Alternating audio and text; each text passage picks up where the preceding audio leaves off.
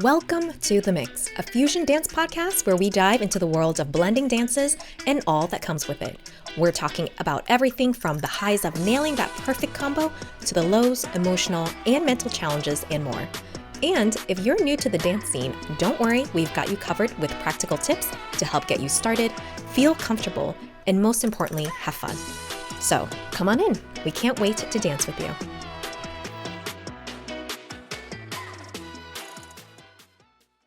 Hello and welcome to the Fusion Dance Podcast. I'm Kaylin. I'm trying.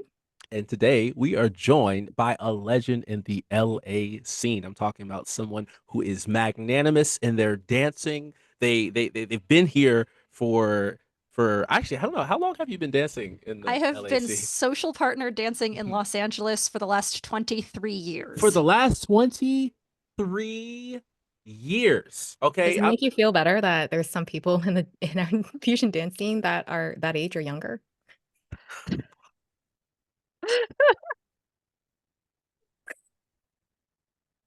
Continue. That was so unnecessarily aggressive. Uh, thank you for joining us, Meredith. Thank you You're for welcome. joining us. Yeah.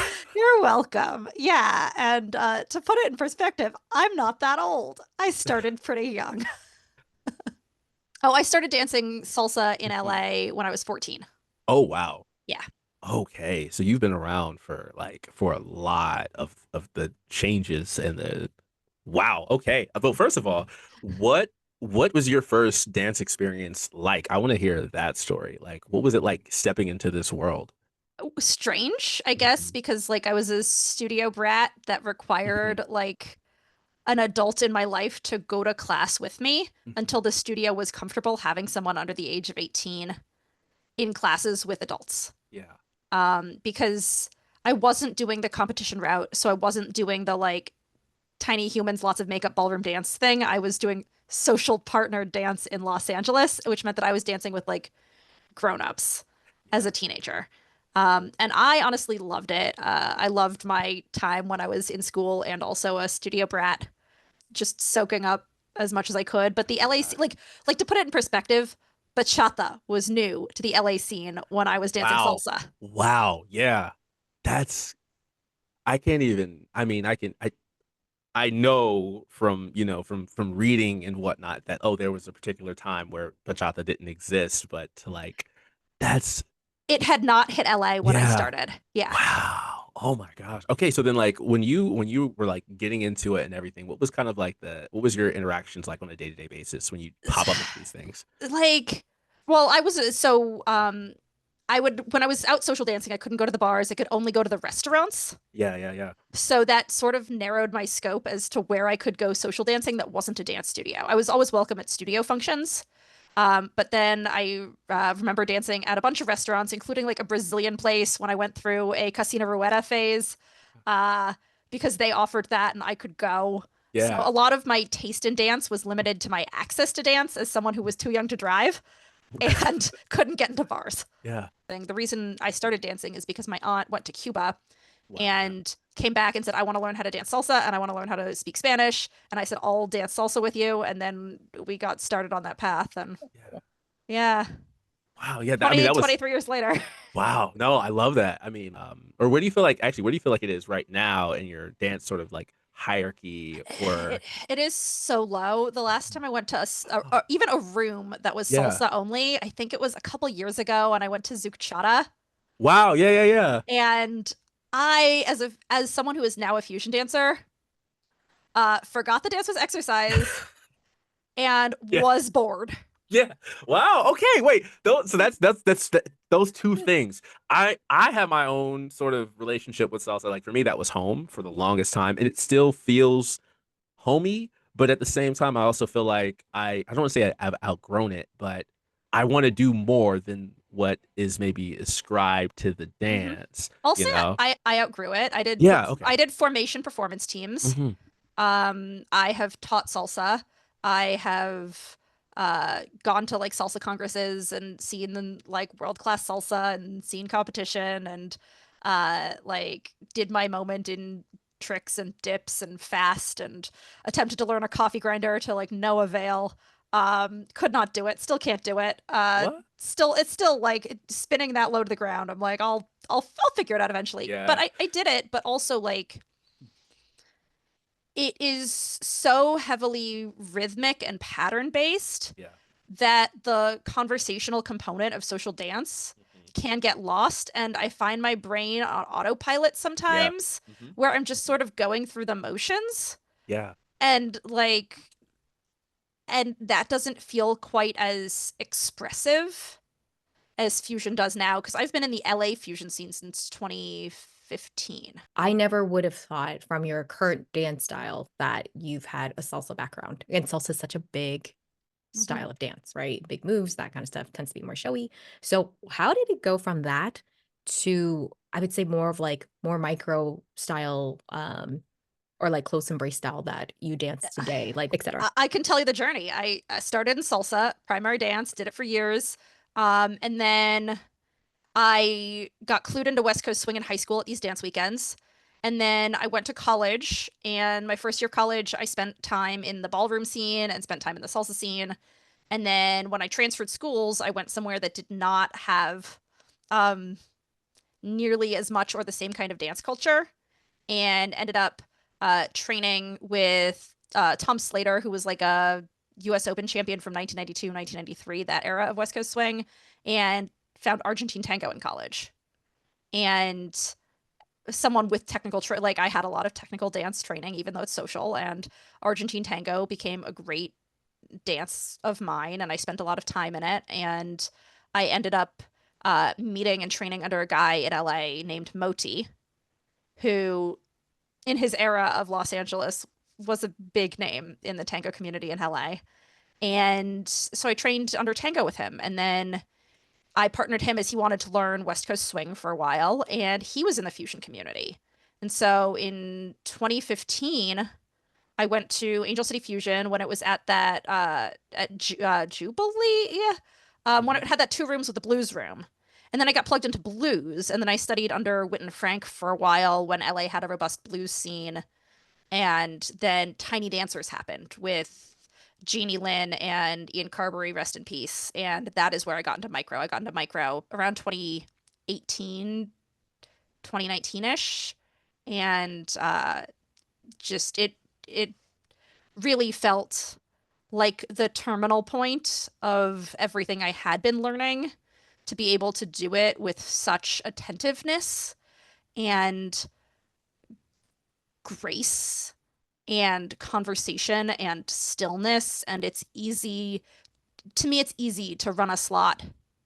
It's so easy to just run up and down a slot and spin up and down a slot, and to even have to disambiguate like a breath from a lead, something that is so normal, and to be able to understand like that degree of affect and impact in dance, to me was just really moving and a little bit sort of the point. So for a quick overview, 6 dance love languages proposed by Laura Riva is energy, playfulness, deep connection, challenge, expression, and creativity.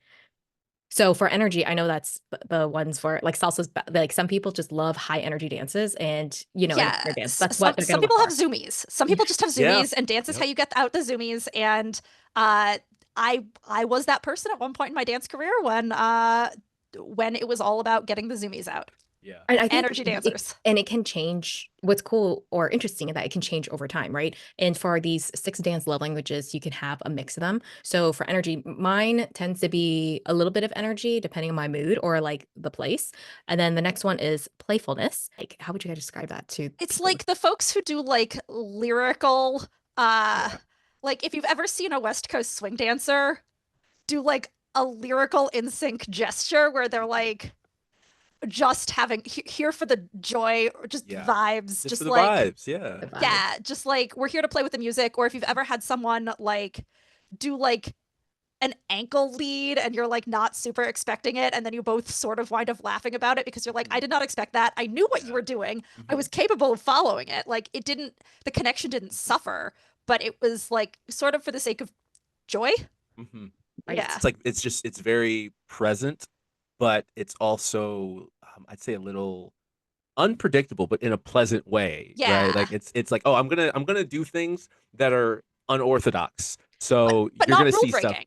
Yeah. But not rule Mhm. breaking. Yeah. It still fits, right? But Yeah. like it's like, oh, this is oh, I didn't like I there was a moment actually just this past weekend where, there was a dance and I knew where the song was going. And I was like, oh, I know exactly how I want to end it. And we ended it with like sitting down in the chairs, right? Like, and it was something that I led. And the person, they didn't know that that's what I was doing.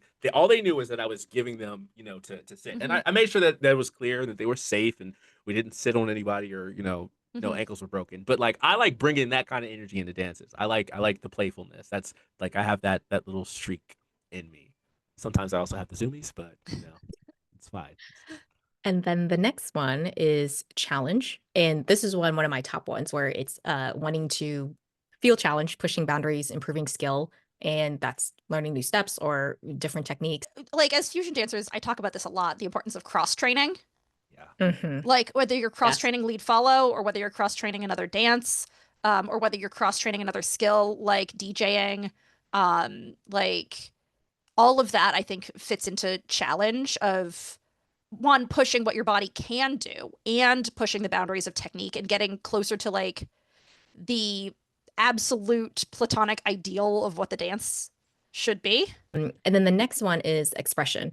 And that one, I remember reading it or seeing it on a video that Caitlin, you sent me, and it was like talking about expressing music, or like what Mhm. I got from it was like musicality. Yeah. Yeah. Like folks who are really good at syncopation Ugh, just like yeah. hear it and they're like, Mhm. Ba-da-ba.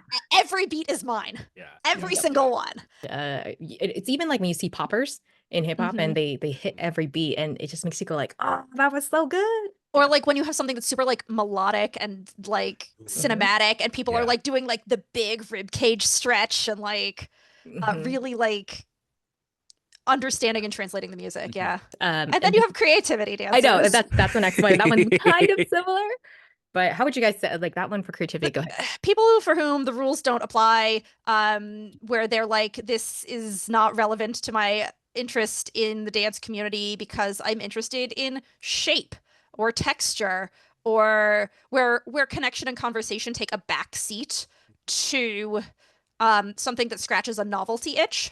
I think creativity is one of those things that I find challenging, but I like the challenge of trying to figure out where to put it, if that makes sense. You know? I appreciate that you enjoy that challenge. It's so okay. So maybe I'll try to like the way I kind of see it sometimes, especially coming from like salsa was my first. I say it was my first real Mhm. social dance. Technically, it was Lindy, but yeah.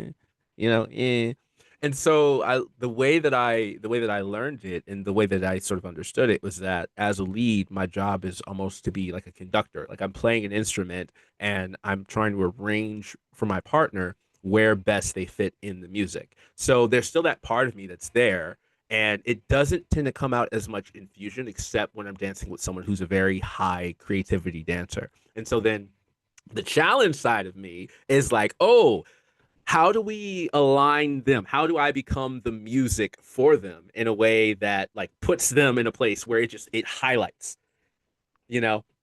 And I So I understand. yeah, yeah, yeah, yeah, yeah. I understand because up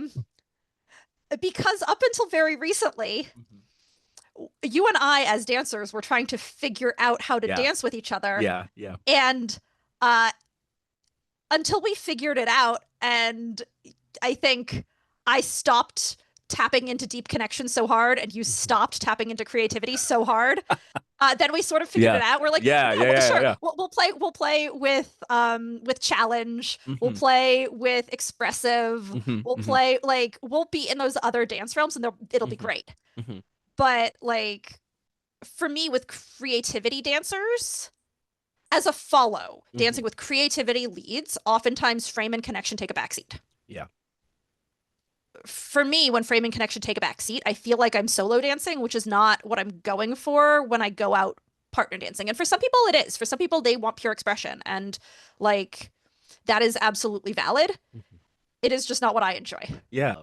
one of the things I loved that made me feel seen and appreciated, which I don't know if this was your intention or not, but I'm just gonna give you the benefit of the doubt anyways, was that you played into the song and like the lyrics. I think the song Mhm. was like stargazing, right? And you Yeah. the fact that you added that, I was like, oh my god, like I was losing it and trying to stay composed because I'm like, I love stuff like that, and it made me feel like I could add even more without necessarily doing more, Hmm. because it felt so aligning. Then it allowed me to kind of slow down and be more present and more attentive to what you're doing. Because now I'm like, okay, we're on the same page, right? Hmm. We're in the same pocket. So now I wanna also give you more space to show me what you want from the song and what you want from the dance.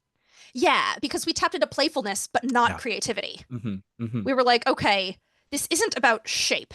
This Mm-hmm. isn't about like this is about like on the nose lyricism, Yeah. but also like within the confines of the dance and the space that we were in of like our respective dance backgrounds and frame. And it was a switch dance. Mm-hmm. And so there were parts of the song that got soft where I'm like, oh, this is an opportunity for like, I'll switch, I'll lead, I'll take close embrace.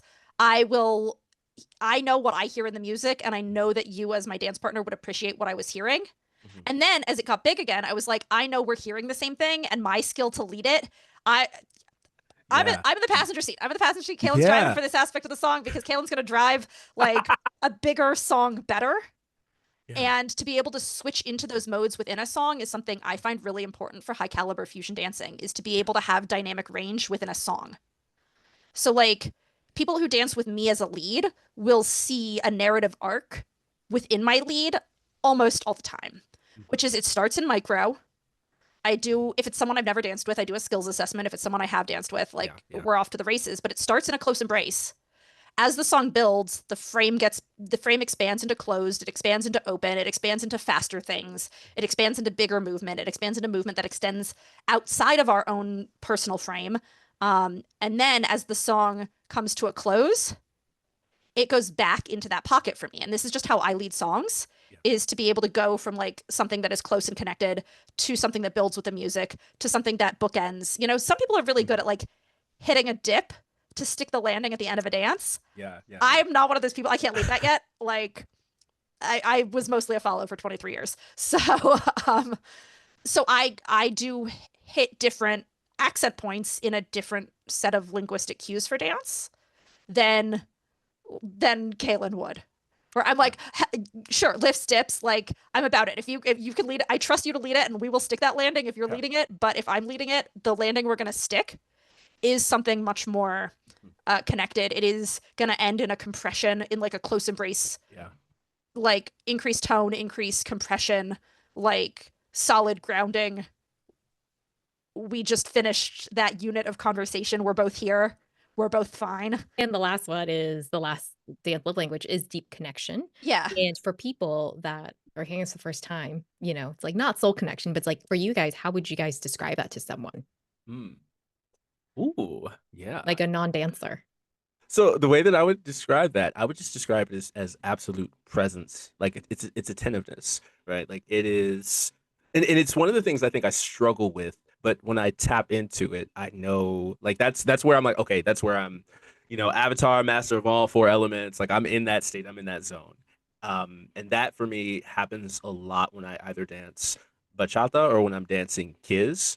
I've been learning Mm-hmm. kiz bit by bit. I haven't been as consistent as I'd like to be, but it's a slower dance and it requires me to slow down. And the music tells me to zoom. I hear a lot of the little things, but the range of speaking, like the volume of speaking, is softer. It's lower. So big grand movements don't really fit. And for me, I when I get to the point that I'm able to exhale and sit in that, that's where I feel like, oh, I'm aware of my partner and I'm aware of what my partner is doing and what they're feeling. And it feels like more things open up. Mm-hmm. So I would just describe that as like as a pure presence and awareness. You're not rushing to speak and to say things. You're listening and you're comfortable in that listening. I agree. It is so listening heavy. And I would also say in deep connection, like the partnership takes first spot against the music. In some of these modalities, the music is more of a priority. And in deep connection, not that we're disconnected from the music, just that the music is the second priority after the partnership. And so like it is very listening heavy. And so sometimes I put like weird stuff in playlists that is experimental because what I hear as a deep connection dancer is not what other people would hear. And I'm very curious as to like how, so like, I don't know, like 2018, 2019, I was putting like Bone Thugs and Harmony in my playlists because I'm like, okay, like some people are gonna like Yeah. you get where I'm going. Some people will hear like Yeah. the syncopated rap element of some of those songs and be like, this is fast. This is too fast. This is undanceably fast. How am I supposed to do this? And I hear like the syncopated rap elements as like, oh, no, this is a shift in modalities of what we're listening to in the music because it is impossibly fast. You have to listen for something else and not even try to like and not even try to hit where it's hitting. You see like all the energy and the challenged dancers in the dance floor being like, let's go and try this stuff. Right. And I'm like, no, I picked some this is impossibly fast. Like you can try it, but I'm going to go small. I'm going to go so small. I'm going to go just on the accent words. I'm going to go like in a very different place. And so I think deep connection it's very listening heavy. It's when the lead and the follow are both really listening to each other and then the music comes in. So like one of the first things I assess when I'm a lead in this modality is my partner exhausted from the last dance they just danced? That's so good. Yeah. Like if I'm dancing with a challenge dancer or an energy dancer and that last song was something that they were working for, I'm like, okay, like let's assess our needs. We're gonna take a breath. Let's just like Let me bring you a cup of tea. Let's assess our state of existence as a human after the experience we just had in order to inform the experience we're gonna have. It's like, you know, when you are on a dance floor and a certain song comes on and you know like this kind of song is for this kind of person. Yeah. And so you go hunting because it's like a deviation from the song that came before. You're like, I cannot dance this with the person I just danced with. In fact, this is only for like these 5 other people. Yes. And you go looking for that because you know it's going to be a modality switch based on how you hear the music and how they hear the music. And switching from like a playful or an energy or a challenge into a deep connection or switching out of deep connection into something else. Like this happens to me a lot where I'm like looking for the folks with Argentine backgrounds when I hear something that is really staccato, like, or like a little bit waltzy. I'm looking for the Argentine people where I'm like, who has this modality, this vocabulary, because I cannot move my body in a way that doesn't match with how I hear this music. But I love how you articulate it, Meredith, because like it just shows like we're not the only ones that do this. And I'm sure many people do on a dance floor. They say like there's a certain style, certain songs, certain elements you listen to in the music that's about to be being played by the DJ. And you have certain people where you're like, I know I can dance what I want out of this song with this type of person because that's their dance background, that's their style, that's their genre, that that just meshes well. And also I really loved how you explained that with the different love languages, certain things take a backseat. It's not where we wipe everything away or it's just like priorities are different, right? Do you guys think that stillness is something that can be taught or it's something that is felt? Both. Yeah. I think both. I think for me, it helps if something is modeled because you can tell me about it, but if I don't have an example of what it looks like or feels like, I'm not necessarily going to retain it. But once I do, then I'm like, oh, this I can associate the thought or the philosophy with the feeling, and it sticks and it stays. I agree. I think it's both. I think you have to model it, and I think you can learn it, and I think it's also a feeling, and I think it is an accent that gets used in micro that doesn't get used in historic dances with specific rhythms. Like in salsa, you can like hit a break and do a pause. Yeah. But like you're not doing that for like a couple beats or like half a measure. Like you're not. And like stillness is also very different. So for me, like an exaggerated breath is still not stillness. For me, stillness is like that is bare minimum movement. But like for me, stillness is like coming back to absolute nothing. Where like I'm at the very end of an exhale or at the very top of an inhale and just like holding for just a little bit. It's like um some people do like California stops where they don't really hit 0 miles per hour. They sort of look around at like Yeah. 4 miles per hour or 2 miles per hour, and they're like, well, I got mostly slow and it's safe. And I'm like, let's hit 0 miles per hour and then ramp up again. Yeah. Yeah. Yeah. So, but yeah, I think it's an underutilized accent, and I think it's an underutilized accent when music transitions. I think it's an underutilized accent for when rhythms change. I think it's like it gives you enough time to figure out the next game plan. Yeah. We had a practica not too long ago, and actually I was dancing with Trang in it, and I'd gotten feedback. Like it was like midway through because it was we were talking about a couple different ideas and concepts, but one of them for me was giving breath to whatever had happened before so that there's a clear separation between that and whatever's going to happen next. And I would Mhm. slow down, but I wouldn't completely exhale. It was like I'd go, all right, now back to the next thing. And instead of actually taking a full like beat. Mhm. And I note the difference, especially when I look back and I saw, I was like, oh wow. And you know, they were like, hey, pause the music, gave the feedback note, and then the before dance versus like after that feedback or that injection, it's like I don't want to say it's like night and day, but it was a difference. Like, it was a noticeable difference. And that's been something I'm trying to hold on to and incorporate as a former zoomy energy based dancer. And like there's nothing wrong with being all zoomies. It's just that it's for people who come. I think I mentioned this like a couple months ago. Like for people who come from fast dances, it's easier to slow down than people who come from slow close dances to speed up. I Mm. agree.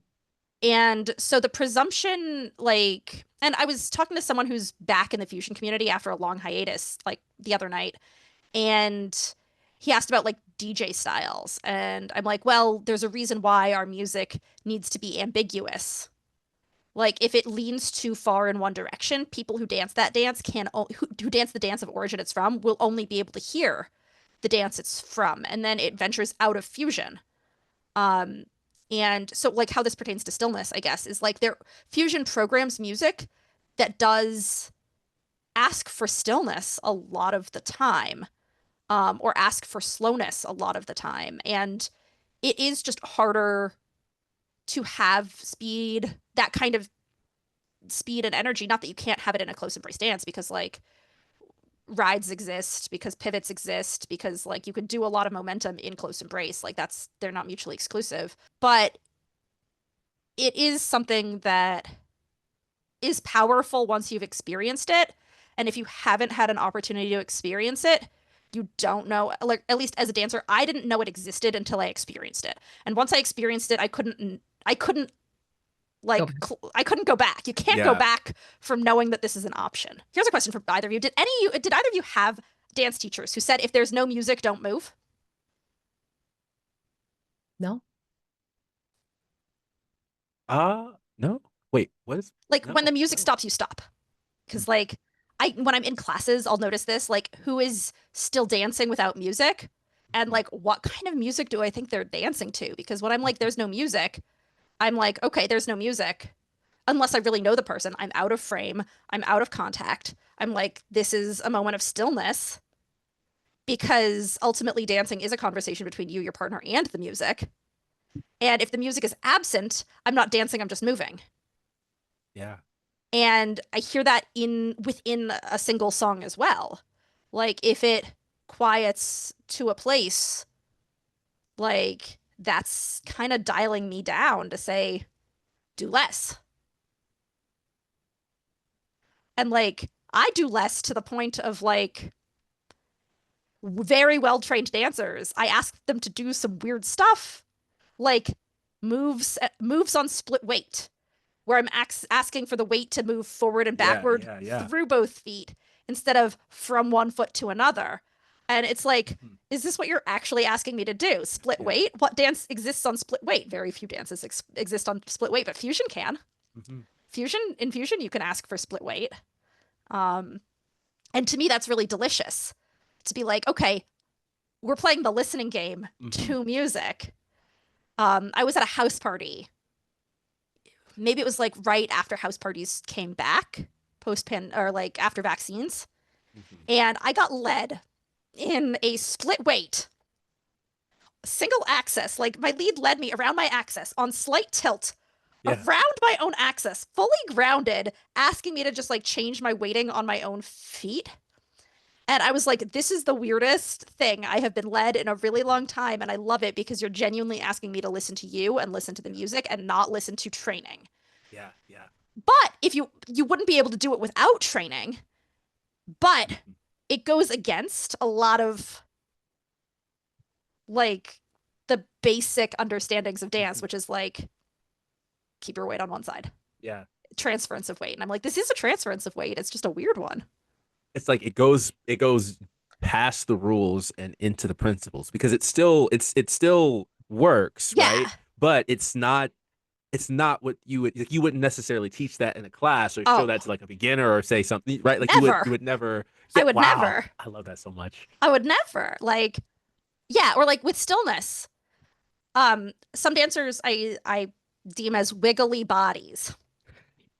Jello. Because because like I'll do things where I'm asking for mostly stillness. And like if I feel a rhythm, like if Kaylin, if you were to give me like a clave kind of beat or something and I'm not doing footwork with it, I would be like, Hmm. Hmm. and the question is, are they also doing a singular shoulder shrug with me? Yeah. Because that is all I am asking for. Or are they taking that shoulder motion and moving it into an initiation to move Yeah. through their bodies Yeah. to get somewhere else, despite the fact that all I'm doing is a singular Hmm. shoulder shrug. Yeah. And so I'm like, oh, we're hearing different things. Or you're not listening, or you are listening, but like you're presuming the next bit. And then I have a choice as when I'm leading to say, okay, am I going to match the wiggle Yeah. or am I going to repeat until they get the joke? Yeah. Yeah. Yeah. For people, let's say dancers that have never met you, and they first dance with you, and I can see how they'd be like, why is this follow not it seems like they're not doing much, or what is she Yeah. doing but that shoulder shrug, right? So how do you balance your style of dancing and stillness and stuff when your, let's say the lead or even your follow because you switch dance is style is completely different from yours and you don't know them. So it's just like Mm-hmm. it might feel like, I don't know if does it feel like friction or a clash to you or like you're trying to figure each other out or you're just kind of like, you know what? We just won't dance again. Only sometimes, because like I have a lot of bad habits when I social dance. Like, not when I'm doing a singular social dance. Like, if I'm going to a blues night, I am dancing blues. If I'm going to a West Coast swing night, I am dancing West Coast swing, which means I am doing my triples. If I'm going to a fusion event, uh, good luck getting me to do a triple anything unless it's absolutely 100% Hmm. I must follow that lead. If it is weight change enough instead of just like when I'm in follow mode, I sort of go where I'm put, Hmm. which is kind of the gist of what someone's saying. I can be very micro, and if someone is leading me in fine tune movement, and I can listen to that degree, but like, oftentimes it just exists in like delay, not having anticipation, or sometimes if they break connection, if I'm like, you're clearly doing something, I'm like, that's fine. I'll Yeah. stand here, Yeah. I'll watch you, and then I'll be on time when you come for the pickup. Like, that's all I'm doing is just like chilling for a minute. I do it a lot more as a lead, honestly. I lead a lot more stillness than I get led as a follow. Do Um, you tend to lead more stillness because that's something that you would like more of as a follow, or is it something that you appreciate in the music and you want to share with the person that you're dancing with, or something totally different that's not those things? both. Okay. Both. I hear it in the music, and it's something that I would love our community to tap into more. and to hear more of and play more with. Um, like, like to me, it's I guess the like energetic equivalent of like when the DJ cuts out because they know the crowd knows the words, and so they stop playing the music, and all that's left is the crowd shouting the lyrics. Yeah, yeah, that's good. Yeah, It's to me the energetic equivalent of that, that's of like, perfect. are we in sync? Can we stop together? Because objects in motion stay in motion. Like, again, I could run a slot. I can just keep running a slot. Running a slot is really easy in whatever modality I'm running a slot in. If I'm running a slot in West Coast Swing, or if I'm running a slot in salsa, or if I'm running a slot in fusion, like if I'm underarm turn, double, triple, back again and back again and back again, like, but can we hit a break together? Can we freeze together? Can we stop together? Are we in sync? Yeah. To me, like it's asking that question in the partnership. Um, of like, if we just can we just do nothing together for a beat or two? Are you there with me? Yeah, so for people that are new to the concept of stillness or dancing smaller or more micro, for you guys, like how do you think people can do it without or start practicing it without feeling awkward? And what's like a common mistake when they start off? Mm. I think it's honestly start as a follow with a lead who already knows it. This is this is a taught lineage. Um, and seek out the people who have that knowledge in your community and dance with them. And then think about how that experience made you feel and dance with them again until you understand what the pattern is. But I think because of how much option there is, it's harder it's harder to get it if you don't have some prior experience. It's harder to like understand it. Or at least that's what I've encountered. Right? Like it seems like they're like, oh, if I can do anything, then I can do everything. And it's like, well, everything isn't exactly good. Just because you can do it doesn't mean it's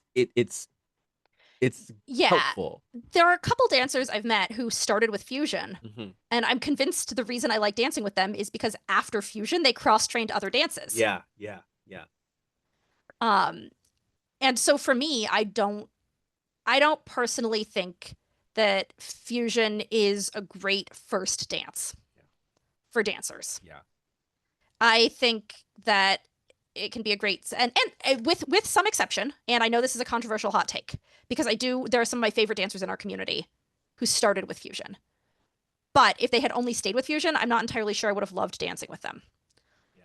Um, Also because fusion doesn't have the same kind of instructional lineage. Like I 14-year-old me could navigate a salsa scene because I was growing up with a cohort of salsa dancers. I started in an 8-week beginner class, which matriculated into an intermediate class, which matriculated into an advanced class, which matriculated into a performance group. Like, I did the levels, and even though, like, at one point my salsa partner was faculty at my high school, and at one point I was like, okay, well, my salsa partner is literally twice my age. Like, but I was still matriculating with this group of people. And fusion, to the best of my knowledge, just doesn't have that same kind of matriculation. So you can't really go out social dancing with people who are at your same skill level because you don't know who those people are because you're not matriculating the way that historically other dances have been taught. Which is why I think it's kind of like this international airport full of like lost travelers who are all sort of bilingual and we're all kind of trying to talk to each other. And occasionally I run into somebody who like speaks Hungarian and I'm like, "Oh, I'm so sorry. I know romance languages. Um this one is difficult. I'll do Yeah. my best."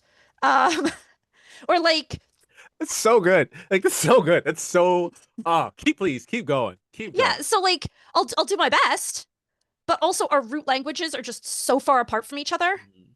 that like that it's difficult. Yeah. Like folks who come out of solo dance traditions who come to fusion. I'm like, obviously, great movers, understand musicality, understand their bodies, understand all of these sorts of things, but it's a different root language than than Greek or Latin. It's Germanic.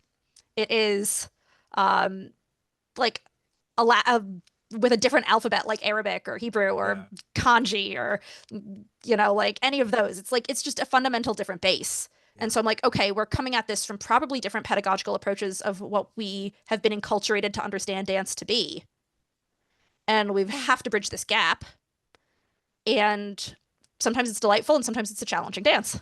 Yeah, there was a thought that I had the other day. I'm trying to remember what kind of triggered it. Oh no, I think we were talking about fusion as some people's first dance, and what I was saying is that I think with fusion you learn how to be water, but if you don't have any structure, then that just creates a puddle. Mm-hmm. And like that's messy, and that's one of the reasons I think when we talk about some of the things that we want to do, in terms of some of the socials, or even when it comes to balancing inclusivity and Mm-hmm. exclusivity, right? Having those boundaries, or those parameters. There are some things that it's really difficult to deal with or to communicate when everyone's not on the same page. Like for example, if you have a class and the class is intermediate, and you have people who have never learned the fundamental basics, unless they're just some freak athlete or Mm-hmm. can just watch it and do it, they're going to have a hard time, and then the class is going to have to slow down to to to meet accommodate. that person, to accommodate. Yeah. So yeah, that was a thought about the just like I do think you need to have some kind of something, even if you start in fusion. Mm-hmm. Like cross training is only going to help. It's only going to Yes. improve. And the other thing that I think is a misnomer when other dancers encounter fusion is like, what is this? There are no rules, there's no frame, and I'm like, one of the best pieces of advice I gave to someone who I didn't enjoy, was a lovely human and I didn't enjoy dancing with. And he asked me, he was like, you're so comfortable to dance with. And I'm like, well, you could be too. Because the reason why I'm comfortable is I'm providing a structured container for you to be you. You feel supported because I'm supporting you. Yeah. You feel supported because I'm supporting you. Yeah. And you could be that for someone else if you got on board with the idea that, yes, you do in fact need frame in order for this conversation to work out. Yeah. Like, and in micro, and in close embrace dances, there is a reputation for deep connection dancers, and there is a reputation for it's huggy and warm and fuzzy and full of feelings and but if you want to dance with a koala, you have to be a good tree. Woo! Where? Hold on. We gotta write these. I hope you're writing these down, because that's. Hold on. That's that. Yeah, that's good. Keep going. You're preaching right now. I'm all right. keep going. Keep going. That's woo. Yeah, if you want someone who is gonna understand rhythmic torso undulation and breath work and body rolls, and who is gonna understand knee leads and alternative connection points, and if you want someone who is just gonna be post to post with you as a lead, you cannot waver for any 1 second, because you have to be a good tree for this koala. If that is the kind of dance you want, you have to be safe and structurally sound and have the ability to take weight when they give it to you, even if you didn't ask for it. There is so much there that is complicated if you want to be a good dancer in that style. If you want to be a good hug frame dancer. And you have to know when someone else is saying, my turn to koala, your turn to tree. You have to be able to listen and converse and provide that structure for someone else to have a musical experience and translate it into their body. I did a modality for 2 years where I was dancing without a mirror, where the correct answer to am I doing this well is it safe and does it feel good? Not am I hitting this line? Not what does it look like? Not am I dancing for someone else's viewership? And if I am, I need to know that I am and actively know I have an audience who's watching. There's no sense in performing if no one's watching you. And the person who's watching you the most is the person you're dancing with. How do you dance big? How do you get someone who dances big and wants to be a tree? Do less, pay more attention to your body, pay more attention to your breath, pay more attention to your partner, pay more attention to the music. And if you think it is going to be a boring dance, don't worry about that. Because it's going to be a great dance if everything is clearly communicated and there's enough variety to match the music. This is a hobby of mine, and I really want to go in and know that I'm going to have an amazing experience there. And sometimes that includes seeking out novelty and new dancers and like participating in community. And sometimes I just really want to have the experience I want to have and not feel obligated to um to have the same degree um of teaching on a social floor without teaching on a social floor. Responsibility. Yeah. Of Yeah. responsibility. Yeah. Yeah. Sometimes I just want to be like, I want to dance with reckless abandon with people who I trust. Mm-hmm. And uh and so like there is a degree of like, I think you and I tried to have a good dance together. Every dance event for probably 4 months before we actually did. Yeah.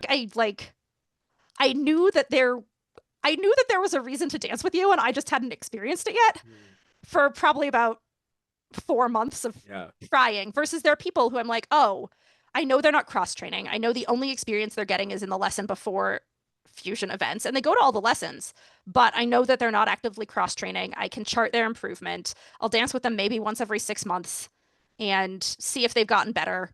And if they've gotten better, they'll change my mind, and people change my mind. Mm-hmm. And if they haven't, I'm like, okay, I'll put you on the bench for another 6 months. And then if they stay on the bench for a couple of years, I'm like, oh, I'm not going to have a good time with this person. Yeah. It's okay for me to say no, and it's okay for me to not ask. I was like, I don't want people to come in and have that experience that I had, right? And so I tried to dance around and dance with everyone, but up until relatively recently, I was like, I was feeling drained and feeling more depleted from that. And I remember having another conversation with the dear dance friend who has been dancing for a long time, and I think she kind of framed it like, when are you dancing for you? Like, when are you showing up for yourself? When are you doing what you want to do? Because I think it's great to be a community member and all those things, but if you're not also getting something from it, you're just depleting yourself. And I was like, oh shoot, that's crazy. You might be right. Is this a metaphor? Is this play No. about us? No, no, no, no, no, no. No, it's not. No, no, no. No, not literally about us, but like, yeah, like because for me, I'm not thinking about being a good community member. I'm thinking about, I want someone to walk away from dancing with me like they just had an experience that was soul fulfilling. Yeah. And if I know I can't provide that to this person because I'm checked out or because they can't receive it, then it's not an experience worth having, because the best that can happen is, oh, I don't think she was really present in this dance. And I don't want that to ever be the experience of dancing with me. That's not what I want to provide out of being an active participant in fusion. I want it to be fun. I want it to be engaging. And yeah, if I can't provide that or they can't receive that, either because of a skill gap or because of a approach gap or because like of something else, then we're just not meant to dance with each other. And like, that's okay. And also, like, I think it's important to foster community, but it's also important to foster community that is sustainable. And communities aren't sustainable when they're not values aligned, and communities aren't sustainable when you spend more time at a dance event avoiding people than saying yes. And like, so does that mean that communities, like, I am not quite as pro growth of the community as other members of our community would be, or dance organizers who do it professionally or semi-professionally, because I'm not factoring like revenue sustainability into the equation nearly as much.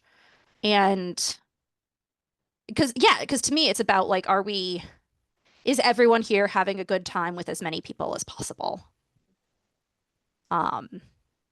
And that's just a different outlook to it. And fusion historically has been a dance where like we haven't had to pay exorbitant amounts to participate, because it's not like you have to take a $200 8-week class the way that a lot of us started. And so it is a different kind of inclusivity. It is a different kind of vibe. I think being inclusive means being dynamic. It means being able to dance more than one way. Yeah. I think it means like, but also it's exhausting to try and remember every single person who comes to a 200-person dance event and be like, did I dance with them already? Did I ask them to dance? Do I want to? Like, that's exhausting. That's a lot of mental work. And on top of like what it takes to organize and put on dances, like it's a lot. It's a lot to keep track of. And so I'm okay if people leave the community because they're not a good fit. And if they want to keep trying, good for them. Like, but also if they're not actively cross training and working on the craft, it's going to be very hard to become the kind of dancer that people want to dance with. Yeah. Yep. No, I think that's like, man, that's a really good point. Like, it's a really good point. I almost want to view it like, we talk about food analogies a lot. But I think like there are some spicy dishes that are spicy. It's supposed to be spicy. Like there's not supposed to be a mild version of this thing. Mm-hmm. And if you don't like it, that's okay. That's fine. It's if you're like, hey, I can't deal with the spice, or I'm lactose intolerant, so I shouldn't deal with the lactose, right? And it's okay that the thing is that, but there's also a point where I think we have to recognize that everything or everyone isn't for everyone, and everything isn't for everything isn't for everyone, and everyone isn't for everyone. Yeah. Yeah. And like that's okay. Like, that's okay. You know? And that's okay. And there are other dance communities where people may fit better. Maybe they do need more structure and more pattern. And maybe they do excel in those kinds of spaces. Or maybe they need something else. And that's okay. Or maybe they just have their friends here and they come for the social and it's okay that they're not dancing as much. Like, I don't know what's going on in that kind of participant's mind because I only recently started having conversations that weren't about dance with dancers, I don't know, 6 months ago. Because I just did not want to know. Like, for me, knowing more about a person for a really long time didn't necessarily make dances better. Like, or dances as in the act of dancing, or dances as in the event better. Because like I was here for this hobby to have this kind of conversation and to have this kind of social interaction and be good at this craft and practice it. Which for a really long time was irrelevant to knowing anything about any of the other people there. Thank you so much, Meredith, for offering your insights on something that could be so overlooked in the dance, even something that I kind of misunderstood in the beginning of my dance journey about stillness. I think it's like a whole journey, and then being able to be exposed to it, understanding it, and whatnot. So, and also your analogies are on fire. Thank you. Well, thank you so much for having me. And I enjoyed dancing with both of you. And if you're listening from outside of the Los Angeles fusion community and you would like to experience stillness and you find me at a dance event, to be fair, I don't really travel much, but if you're here, I'll dance just about anything. Come find me, ask me to dance. Yep. And we include Meredith's information down below in the show notes, and also check out for our upcoming classes, privates, practicas, or social events by signing up for our email newsletter down below. So please check us out on social media at Fusion Dance Podcast or our dance school at Fusion University. Thank you for being here with us, and we will see you next time.